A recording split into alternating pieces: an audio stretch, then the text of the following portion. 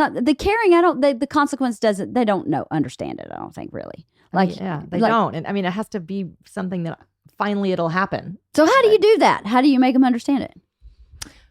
Well, I think you kind of have to let them fail. I mean, I had this conversation so early when I met you. I remember with you and your daughter. It was the time that I met your daughter, and I had the conversation with you about my daughter's homework. And my daughter must have been in first grade at the time. And I said, she doesn't want to do her homework. And I don't know, am I supposed to force her? Am I not supposed to force her? What do we do here? And I mean, I really just kept letting her fail. Yeah. I just kept letting her fail. And I said to Kristin, I was like, how long do you think I let her fail? And I'm pretty sure you said, and you let her fail until it finally matters to her that she failed. I think that's... I mean, it's first, second, whatever grade. I mean, you can't impose your own value system. You can try, but like it has to connect to something that matters to the kid. Right. And I mean, eventually it will. I mean, as long as you keep talking about it, either like the shame of thinking that you're not as smart as your friends, but then you really are. And if you could just show that by doing, I mean, there's a million ways. Maybe it's athletics. We talked about like you had a great idea of conspiring. Like if you conspire with the teachers and maybe some of the coaches so that the consequences of like not turning your homework in connect to things that matter. So maybe you have to sit out and do it during recess, or maybe you don't get to do practice that day. Like however you can try to make it so the consequences hit on the things that the kids care about. Right. You know? And I think that you have to keep the conversation open because in first and second grade, it didn't matter to her. Right. Like, we talked about it a lot and it didn't matter. And sometimes she just threw the homework away and oftentimes didn't do it. But we kept the conversation alive. And eventually it still doesn't matter to her as much as I would like it to matter to her, but it matters more. And, we just keep going. And right. And like in my family, for example, I mean, I'm totally weird, but people who went to Duke just love Duke. Like we're just weirdos. Yeah. Well, and so there's like so much Duke stuff in my house and we all wear Duke stuff. And so really early on, and now this is a dangerous precedent to set too, I don't need my kids to go to Duke, and it may not be the right school for them and they may not be able to get in, but it is a conversation starter. Like, I chose to be a really good student and it turned out really well for me because I loved my college. But meanwhile, college isn't even the right thing for everyone. So, but it's just like in your own house, like that just happened to be one for me that my kids were like, oh, so I meet all your friends and everyone loves where they went to college and it was a great experience for you. And it started young, just caring about your studies. Right. Again, that's not the right thing for everyone. It's just, you got to look for where you have your ends. It depends on your family culture. I have something to say about the homework. This was what I struggled with homework because would much rather have not done her homework. But my feeling was the teacher assigned it, you should do it. Your boss says, I need this report, you do that. Like there are certain rules of society. I like that. That we all have to comply with. You must have a driver's license to drive. Sorry. You must be this age to drive. Sorry. You must do homework because your teacher said so. Sorry. That was how I handled homework. It was not a choice. If my daughter had thrown my homework away, she would have had a major consequence because she was letting her teacher down. Because I felt that she should respect the system she was in to an extent. So what do you think about that? I mean, was that bad? Because I definitely forced homework on her. I made her do it.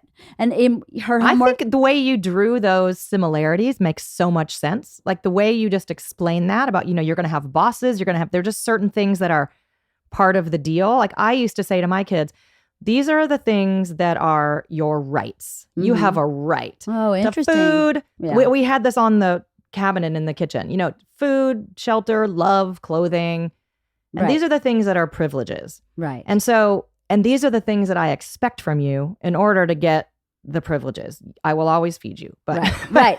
Your rights are your rights no matter what. And your job, like right now, your job is to go to school. And so, and to do your best. So I would have been on the side of you, like homework is just part of the deal. Now, there came a time when they could have chosen to go to a school that we weren't paying for.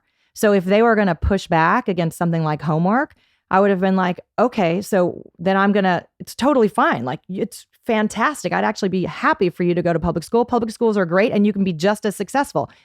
where I have the leverage is if you want to stay in your school that I'm paying for, then you're going to do what that school is expecting of you, which includes homework. Right. Right. And I think that it's interesting that I stand by what I did totally. in my No, hushold. I didn't And want that's you to no. think. No. No. I didn't want you to Just think in I my was- household, I stand by it because my circumstances were different. My husband and I separated when my daughter was in kindergarten. So it was like I only had her a certain amount of time. And I was like, I'm not going to spend every night fighting about homework. Right. And so it's interesting to me because I think that this is like a totally valid way to do it, as is the ways that you guys have done it. But the conversation around it, I think, is kind of the same. The conversation that I was having with my daughter was really similar to the ones that you guys were having. I was just letting her go to school and disappoint her teachers. And I was like, this is, And like, see this is what going the to be bad. consequence See will what the be. Well, consequences. it's a I different agree. lesson. It's a different Yeah. lesson. No lesson's better than the other or more right. But that's the lesson that was important for you at that time, right? Yeah. And it's still, to me, it still is because I just really don't want to have that particular fight in my household with that child. Cause I'm like, this is going to end up being, I knew in kindergarten, we're going to end up fighting about this in high school if we start now. And boy, she's learned some really good lessons about, what happens when she goes to school without her homework. And guess what? Mom said this was going to happen. See, So, I love that about yeah. the way you do it. Right. Like you give her the information Mhm. Right. and you tell her what's the better thing to do, but you allow her to play with that, to learn it. And I mean, to me, the whole, like just the conversation, like there doesn't have to be one right way. No, Yeah. of course We're not. all No. different. We all have different circumstances Yes. and but it's just the conversation. And I feel like our kids are always looking or they're always responding to the subtext. Mm. Right. Mhm. And so it's like, so what, like, for example, when we just say no about things, like, yeah. no, you can't go with your friends. No, you can't, whatever that is, even though what we may be saying is, I just want to keep you safe. Yeah. What they're hearing is, you don't trust me Yeah. or I don't trust you. Right. And so I think in all these instances, if we're as transparent as possible, like this is my thinking. Right. So then, your kid or my kid could say, okay, I get that you're a rule follower and you want me to be a rule follower, but maybe I'm a little bit more of a rebel than that and I'm going to take my chances. And then Right. we would have that conversation. Right, but right. at least like it's on the table Yeah.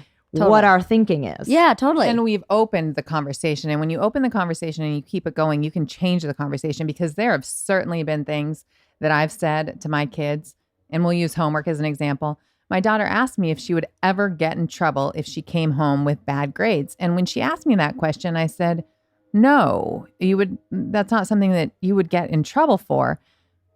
I think she was in second grade when we started having that conversation. And this year, the answer is very different. The answer is, you like get in trouble. I'm not sure what getting in trouble looks like, but there are certain things that if she didn't do because she just decided to not do it, I would certainly be very disappointed. right. I would certainly, have some conversations with her. But because it's been an ongoing dialogue, it's really easy for me to go, okay, wait a minute.